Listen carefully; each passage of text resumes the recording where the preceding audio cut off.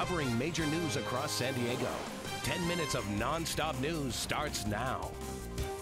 A night on the job became his last night alive. Agents got split up.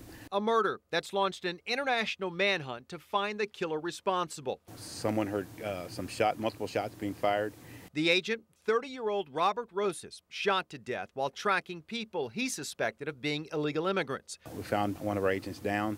And he had been shot. A murder that has prompted a $100,000 reward for the information leading to an arrest. And we broke news of the shooting last night at 11. Today, 10 News has uncovered much more about the agent whose life was taken and the dangerous area he was patrolling. It happened shortly after 9 p.m. on Shockey Truck Trail in a remote area near Campo. The attack, just the most recent in a string of violent incidents aimed at border agents. We have team coverage of the deadly shooting, beginning with 10 News reporter Steve FIORINA live in Campo with details on the witness who heard the shots ring out last night. Steve?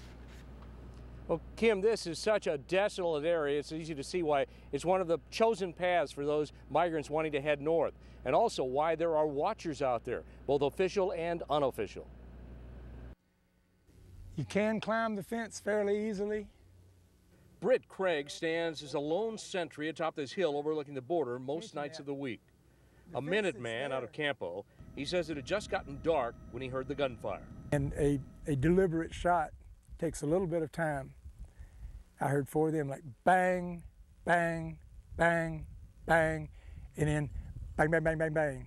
And he had a bad feeling about the sequence of those shots. I'm afraid that the bang, bang, bang, bang, bang was finishing shots, which would make it just the lowest kind of murder. He says he's seen more aggressive acts against the Border Patrol in recent months, more bullets fired into the U.S. from the south. And he says this area has become a hot spot for smugglers because the fence has several breaks and holes. You see right over there? That's the end of the fence. Right. You see right there? That's the end of the fence too. You walk around it. Both he and the Border Patrol have seen more desperation in the faces of the migrants and those working for the drug cartels, and in turn, a lashing out. I would definitely say in the past few years there's been a marked increase in the shots fired north at our agents, projectiles, improvised attacks. And last night, some of those bullets found their mark, killing a Border Patrol agent. Live in Campo, Steve FIORINA, 10 News. And the FBI is heading the investigation into Agent Rosas' death, offering $100,000 for information that leads to an arrest and conviction. 10 News reporter Juliette VARA continues our team coverage with the clues the suspects left behind. Juliette?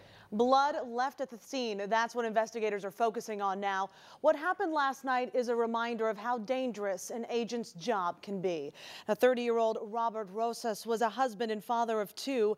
He was gunned down in a rural area of Campo last night. Investigators say he was shot multiple times and at least 1 time in the head. He and other agents were pursuing drug smugglers or illegal immigrants when they dispersed. Rosas took off alone after at least 1 of them, and minutes later he called for backup. But when other agents were on their way, they heard gunshots, and when they arrived, Rosas was dead. The FBI says at least 1 suspect was seriously injured last night and left behind a lot of blood. The FBI is looking into this critical lead. It appears that at least 1, if not more, of the individuals responsible for this crime may have been wounded themselves. Could be a gunshot wound. We do believe that it was a wound significant enough to cause blood and cause the person to bleed. And that injury, as you just heard, was serious, and the suspect may have needed medical attention. Investigators spent 12 hours on the scene gathering evidence. Reports suggest Rosas was shot with his own gun. Investigators say they're looking into that possibility, but could not confirm that.